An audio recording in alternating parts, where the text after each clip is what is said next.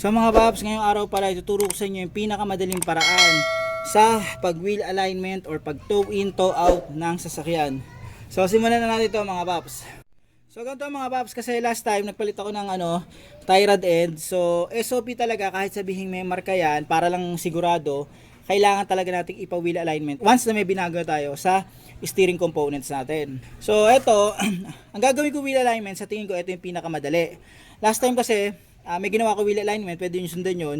Kapag mag-wheel alignment ka sa harap, kailangan mag-reference mo yung likod. So gumamit ako ng tanse, okay naman siya. Gumamit ako ng metro, okay naman. Pero sa tingin ko, ito na yung pinakamadali kasi hindi na ako magre-reference sa likod. Ito yung kailangan nyo para magawa yon. So ito yung binili ko mga paps. Ito yung wheel alignment tool yan. Toe in, toe out ang kaya nito. So dalawa yan. Yan. So ito mga paps, ilalagay nyo lang yan dyan. Okay, so papakita ko sa inyo mamaya kung paano to. Pero ito kasi mga paps, yung binili ko to, buo to. Meron lang akong konting minodify. Mamaya papaliwanag ko kung bakit ko binago yan. So una muna natin gawin, bago natin simulan yung wheel alignment, ayusin muna natin yung manibela. So ito yung ginawa ko mga paps yan. Lagay ko yun dyan para hindi gumalaw yung manibela. Tapos, sinentro ko na yung manibela yan. Okay, so sentro yan. Sentro yan mga paps. So ito gagawin dito mga paps. Ito, ilalagay ito dyan. Okay? So kasi nung binili ko to, yan, una kong tinest muna to, sumasabit dito yan. Okay, sumasabit siya dito. Ganun din sa kabila. Ang ginawa ko, yan, tinapisan namin yan. So yan, hindi talaga magkasya dito yan. Yan. Wala kasi akong grinder, kaya humingi na lang ako tulong sa tropa eh. Ilalagay ito dyan. Yan lang siya. Pagkalagay yan dyan, yung ito, nut. Ang discarding gagawin ko sa dito dapat, lalagyan ko ng washer. Kahit lagyan ko ng washer, hindi uubra. Yan, hindi na uubra. Talagang tatama dito sa part na to. Okay? So yan, yan siya. Pero ito lalagyan ko na lang. Yan, yan siya. Napatay ko din sa level niyan. Tapos lagay natin ito. Yan. So ito mga paps, yan. Pantay na yan. So yan, sentro na yan. So hinigpitan ko lang yan, yan. Ganyan ang setup na. Hindi na tumatama yan dito. Ayos na. Ngayon, sa kabilang side naman tayo. So dito naman tayo mga paps, yan. Okay?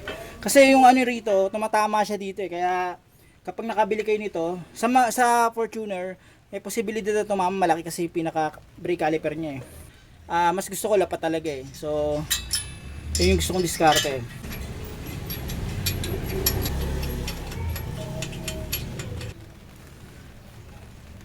Yan. So okay na yan. So ayan, pantay na to. So ngayon mga paps, dito naman tayo. So sa pag-aalay nito, kailangan natin ng metro. So dalawang metro kailangan natin dito. Yung isang dulo ng metro, ipapasok yun dito. Tapos ilalay-layan ng ganyan. So dun ko ipapasok isa, papunta yan dito. Yan. Okay, so ano ko na dito mga paps. Yan.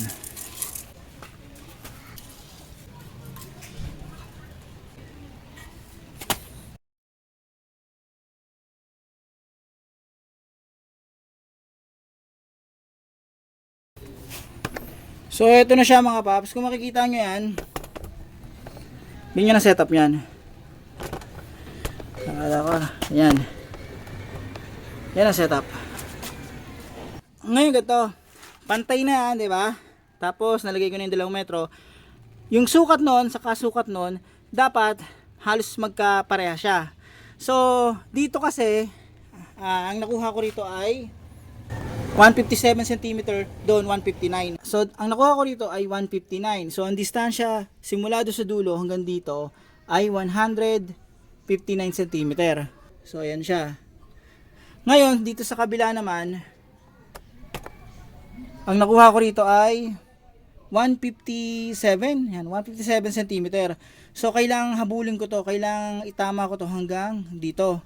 So meron 2 cm akong kailangan i-adjust para maitama to. So una kong gagawin dito mga paps, luluwagan ko yung jam nut. So ito yung jam nut. Yan.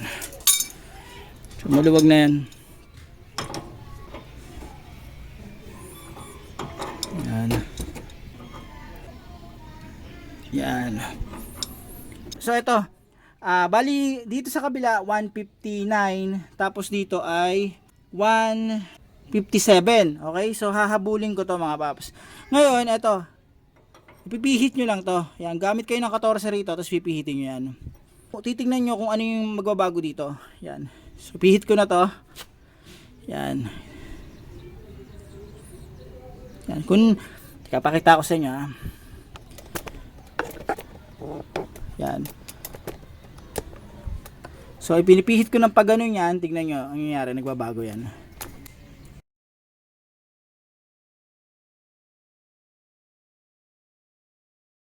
So ayan siya. Ang gagawin ko dito mga paps, bukod sa pag-a-adjust dito sa side na to, i-adjust ko rin sa kabila para kahit paano naman mabalanse yung pag-a-adjust ko.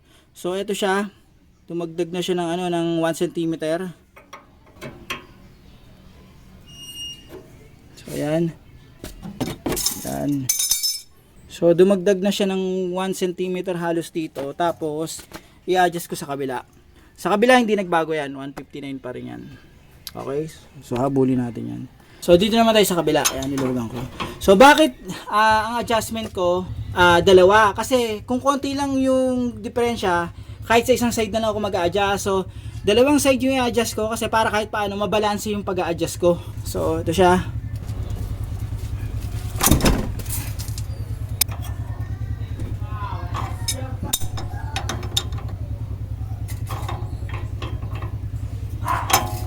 Okay.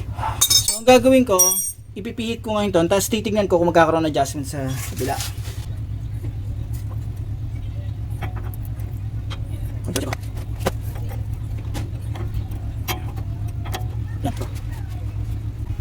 So ito umaatras na siya. Kumbaga lumalapit na siya sa 159. Pakita ko ha.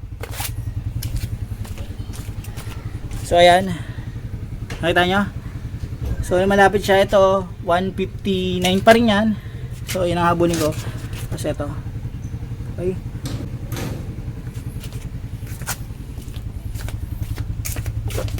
Ihit ko pa to mga paps.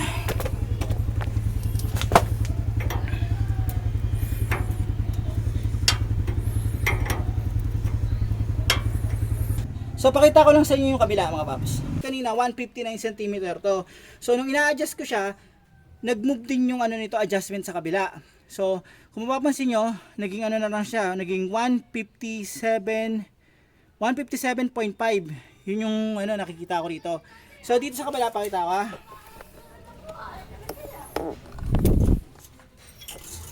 So sa kabila, so ito 157, halos 158 cm na to mahigit. So i-adjust ko dito para mahabol ko yung ano 157.5.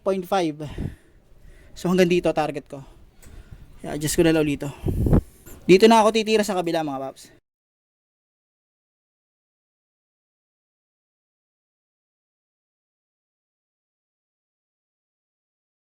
Ayan, medyo umuusod na rin yung kabila. Kumbaga parang pag gumagalaw na to, medyo nagmo-move na rin yung nasa likod, nasa kabilang side. So, kumbaga, parang mangyari, habang ginagalaw ko to, yan, di ba, nag-a-adjust to? Di ba nag-a-adjust to? Nag-a-adjust na rin to. So, tingnan natin ha. Nakatingin ako doon sa kabila habang ina-adjust ko rin to. Titingnan ko kung magtutugma na sila. Konti pa.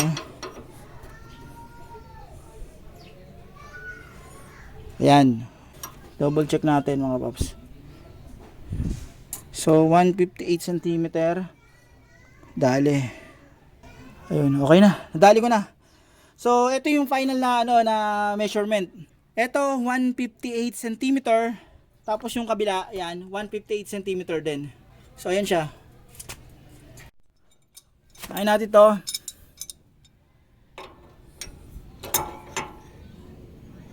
Okay, kukontrahin ko lang to mga paps. Kukontrahin ko yan. Tapos higpitan ko na to. I-monitor nyo rin kung magbabago. Sa akin, hindi naman nagbago. So, 158. Ayos yan.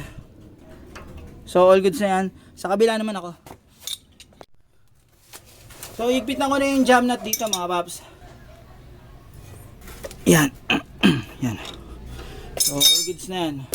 So, double check natin sa kabila mga paps. Okay, so mahigpit na yung jam nut dyan. Kabila, yan natin. Titingnan natin kung nagbago yung ano, yung adjustment ko. So dito, so 158. So 158 dito sa kabila, 158 din. Okay, so ayan siya. Dito ako nagbase. Dito. Yan, 158 yan, you know. Tapos sa kabila, 158 din. So ito, ano lang to, 400 to 500 lang yan. Yan, sulit na sulit yan mga paps. Ngayon, ang gusto ko dito sa tool na to, kapag na-set mo na siya ng ganyan, yung 2 metro na yun, na-set mo yan, pag nag-a-adjust ka, makikita mo na mismo yung galaw. Kumpara sa metro na susukatin mo, a-adjust, susukatin mo ulit, a-adjust. Maganda yun kung may tagahawa ka. Pero kung wala, eto pinakamaganda kasi kahit solo ka lang, kaya mong mag-wheel alignment ng toe in, toe out. Saka hindi na ako kumuha sa likod. Kasi dati, kapag nag-wheel alignment ako, kumukuha ako dun sa likod ng reference eh. Dito hindi na. Ang ano lang dyan, ang kukunin ko, eto, yung dalawa, di ba ganyan. Kunin ko lang yung distansya nito, yan, lagay ko ng metro, lagay ko ng metro. Kapag sobra, adjust mo, pag ina-adjust mo, gumagalaw siya. Ganun lang kadali. Real time mo siya makikita habang nakatingin ka doon sa may metro, sukutan. Makikita mo talaga na pag ina-adjust mo siya, gumagalaw siya, gumagalaw. Okay? So, kitang-kita mo kung talaga nagbabago at nagpapantay sila. So, paano mga paps, lalagay ko na lang yung ano, yung link sa description o sa video mismo. Sa tingin ko, kung mahilig kayo mag-DIY, kailangan nyo to mga paps. Yan, kailangan yan. Paano mga paps, hanggang dito lang yung video. Maraming salamat sa inyo.